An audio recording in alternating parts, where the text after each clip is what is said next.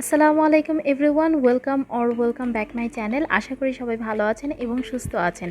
তো আজকে আমার 7 কালার শাড়ি মেকআপ লুকের 4 নাম্বার লুকটা, আর আমি এটা আজকে পার্পল কালার লুক ক্রিয়েট করেছি। এটা খুব সিম্পল একটা পার্পল লুক, আমি যেটার সাথে একটু গর্জিয়াস একটা পার্পল লিপ দিয়ে ক্রিয়েট করেছি। তো আশা করি আপনাদের সকলের কাছে ভালো লাগবে। তো মেকআপের শুরুতে আমি আমার ফেসটাকে একটু রোজ ওয়াটার আর অ্যালোভেরা জেল দিয়ে প্রেপ করে নেব। যদিও আমি আমার আই মেকআপটা আগে করব, বাট যেহেতু আমার ফেসটা একটু হাইড্রেটেড করতে হবে, তাই আমি রোজ ওয়াটারটা আমার ফেসে স্প্রে করে নিচ্ছি, আর এখানে আমি বিউটি ফর্মুলার অ্যালোভেরা জেলটা অ্যাপ্লাই করে নিচ্ছি।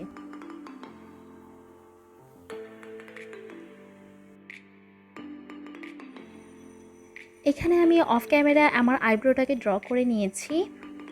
আমি আজকে আইব্রোটাকে একটু সিম্পলভাবে ড্র করেছি, খুব ড্রামাটিক ড্র করিনি।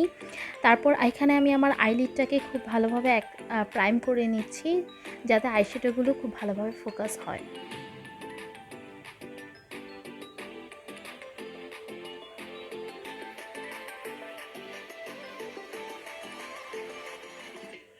তারপর একটা ব্লেন্ডিং ব্রাশ দিয়ে আমি কনসিলারটা ব্লেন্ড করে নিচ্ছি।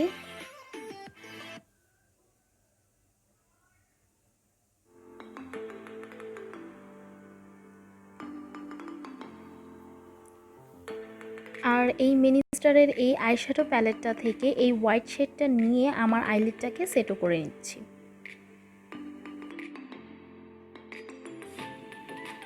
এখন এই সেম মিনিস্টারের এই আইশ্যাডো প্যালেট থেকে এই পার্পল শেডটাকে নিয়ে ফার্স্টে আমার ক্রিজ লাইনে আমি বসিয়ে নিচ্ছি।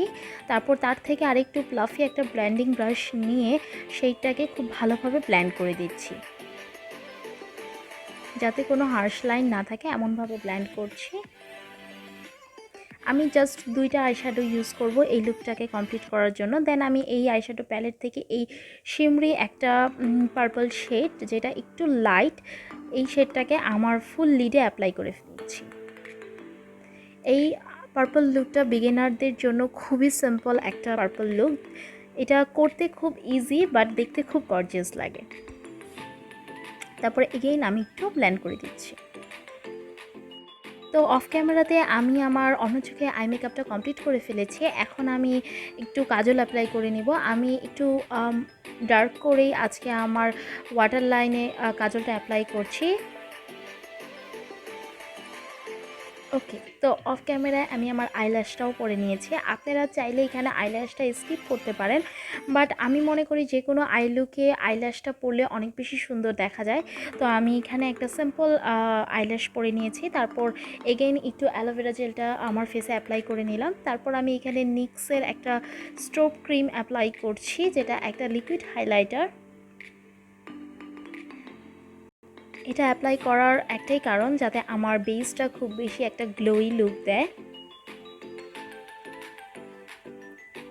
তো আপনারা দেখতেই পাচ্ছেন আমার ফেসটা অনেক বেশি গ্লোই একটা লুক দিচ্ছে। আর আমি আজকে কোনো প্রকার ফাউন্ডেশন ইউজ করব না, আমি এখানে ল্যাকমি সিসি ক্রিমটা ইউজ করছি, আর আমার শেড হচ্ছে ব্রঞ্জ।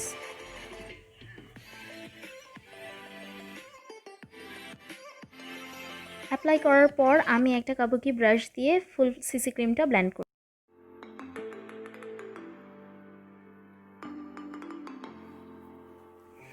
এখন আমি ব্লেন্ডিং কমপ্লিট করার পর এই সেম ব্লেন্ডিং ব্রাশ দিয়ে নিক্সের এই ট্রান্সলুসেন্ট পাউডারটা আমার জাস্ট টি জোনে অ্যাপ্লাই করছি, টি জোনটা সেট করার জন্য।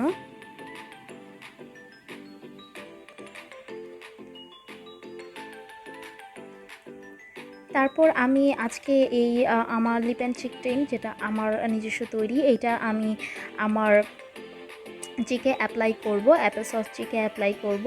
আপনারা যারা যারা এটা টিউটোরিয়াল চাচ্ছেন, আমি খুবই তাড়াতাড়ি এটা টিউটোরিয়াল আপনাদের সকলের সাথে শেয়ার করব। আসলে আমি এই সিরিজটা কমপ্লিট না করে কোনো এক্সট্রা ভিডিও আপলোড করতে পারছি না। তো আমি এই সিরিজটা কমপ্লিট করার পরপরই এটার টিউটোরিয়াল আপনাদের সকলের সাথে শেয়ার করে দেব। তো আজকে যেহেতু আমি কন্ট্রোলিং করব না, তাই আমি একটু বেশি করেই ব্লাশ অ্যাপ্লাই করছি। আমি আমার কন্ট্রোলিং এরিয়ার দিকেও একটু ব্লাশটা অ্যাপ্লাই করছি।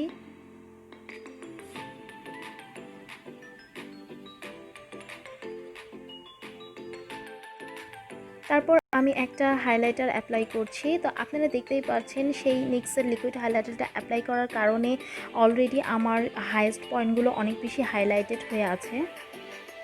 তো এখন আমি এই সেম শেডটা নিয়ে আমার লোয়ার ল্যাশ লাইনে অ্যাপ্লাই করে দেবো।